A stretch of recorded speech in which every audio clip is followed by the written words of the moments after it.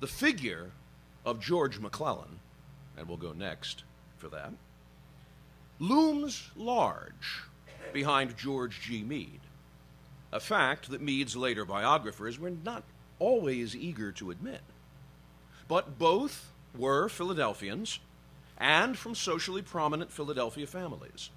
Both families were also conservative Whigs until the mid-1850s, when the disappearance of the Whig Party in the slavery controversy drove conservative Whigs into the arms of the Douglas Democrats.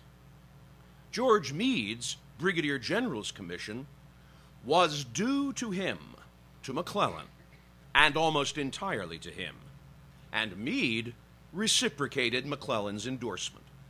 I have great confidence personally in McClellan, Meade wrote shortly before coming east in 1861. Know him well. Know he is one of the best men we have to handle large armies.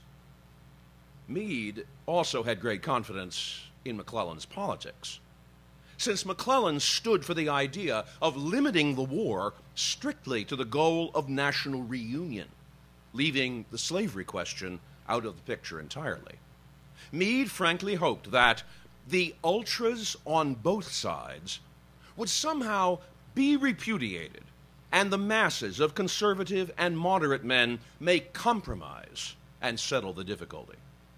If anything, Meade had an even greater stake in compromise than McClellan.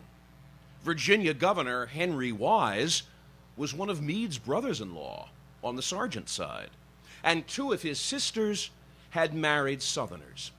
His sister Charlotte saw her Mississippi plantation pillaged by Union soldiers and lost two of her sons fighting for the Confederacy.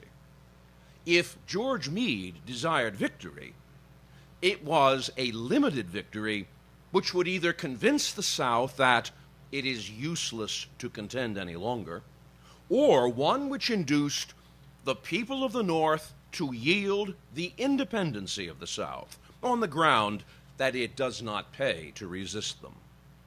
It was not clear whether George Meade had a preference either way. Meade performed well as a brigade commander on the peninsula, and then as a division commander in the First Corps at Antietam. As he rose in rank, he also rose in notice